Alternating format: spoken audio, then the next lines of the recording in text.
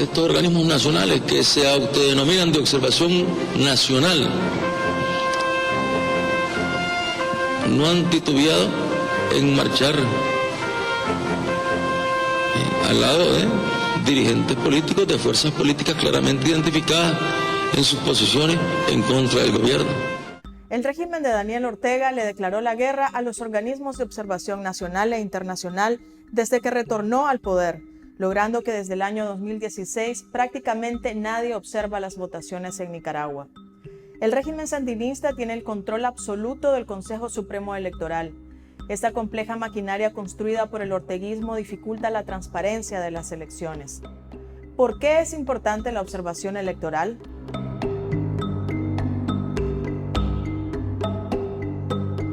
Especialistas afirman que Ortega no quiere ver ni en pintura a los observadores, porque los métodos técnicos que utilizan son capaces de desenmascarar un fraude. Si bien es cierto que las misiones de observación no tienen potestad para impedir el fraude, sí pueden disuadirlo, documentándolo de forma evidente. La presencia de observación nacional e internacional es fundamental porque brinda al electorado seguridad de que su voto cuenta y también endosa el proceso. Pero aquí viene lo grave. El grupo promotor de las reformas electorales explica que en la más reciente reforma a la ley electoral, Ley 331, se ha eliminado la figura de los observadores por acompañantes. El Consejo Supremo Electoral no invita a organizaciones prestigiosas y prioriza, por ejemplo, al Centro Nacional de Universidades que en el 2016 validaron una supuesta transparencia en el proceso, pese a que muchas voces denunciaron un fraude. Nosotros preguntamos a los partidos políticos, preguntamos a los fiscales, ¿han tenido algún problema para hacer su trabajo? Nos dieron ninguno y fue unánime. Ningún fiscal tuvo problema para poder hacer su trabajo, para estar presente.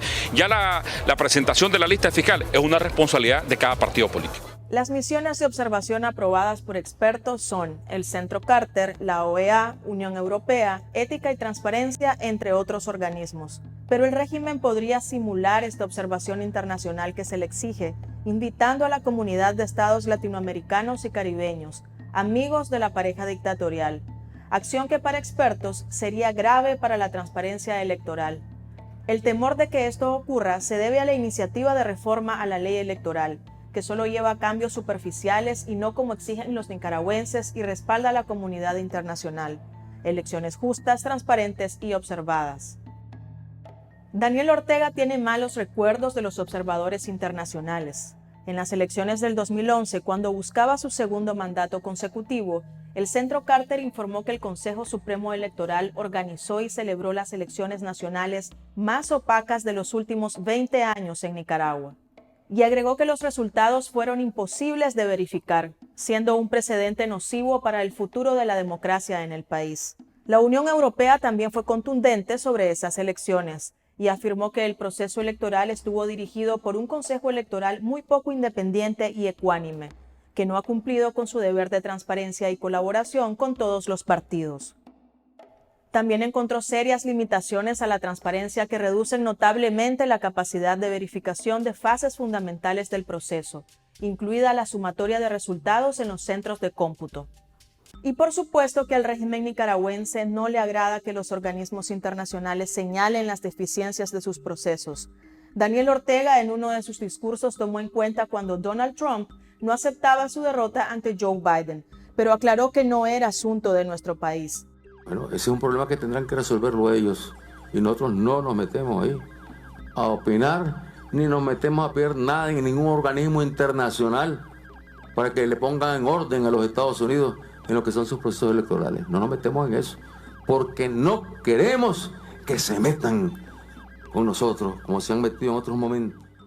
Y también habló sobre la crisis política de Bolivia para respaldar un nuevo ataque. La OEA apareció allí abiertamente avalando lo que era el golpe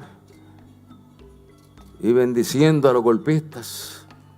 Ese organismo que Daniel Ortega criticó en octubre de 2020 le dio un ultimátum para que tenga listas reformas electorales de cara a las elecciones del 7 de noviembre en Nicaragua.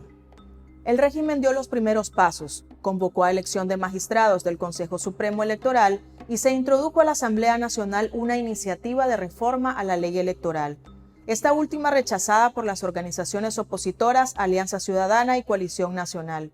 Expertos se sumaron a ese rechazo y han manifestado que no cumple con los acuerdos que Ortega firmó en el Memorándum de Entendimiento con la OEA en el año 2017.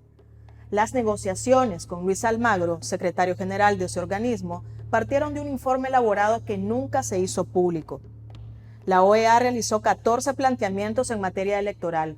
Entre estos, el voto universal y equitativo, el acceso al centro de votación, el derecho de postulación a cargos públicos, el derecho a la libertad de prensa e información, la libertad de asociación, asamblea, expresión y movimiento. Ortega también se había comprometido a reformar casi todo el sistema electoral y permitir la observación irrestricta. El 28 de febrero de 2020 se venció el plazo de los acuerdos y no cumplió ninguno. Ahora, la OEA está a un paso de aplicar la Carta Democrática, uno de los principales instrumentos que tiene cuando existe una ruptura del orden democrático. Esa iniciativa de reforma electoral del orteguismo por ahora mantiene mudos a los representantes de la OEA. El régimen pretende convencer a la comunidad internacional para que legitimen estas elecciones presidenciales. Mientras Ortega mueve sus cartas a su gusto y antojo, los organismos de observación nacional siguen siendo ignorados, como el caso de Ética y Transparencia. Mientras que IPADE, otro observador nacional, ni siquiera tiene instalaciones, ya que fueron confiscadas por el gobierno, y donde deberían estar capacitando personal para observar las elecciones, ahora funciona el Centro Nacional de Diabetología. Ante la realidad de estos dos organismos, está en tela de duda que haya observación nacional. En cambio, con la observación internacional se mantiene cierta expectativa. La pregunta del millón sigue siendo, ¿serán elecciones observadas o amigos internacionales del régimen validando el proceso?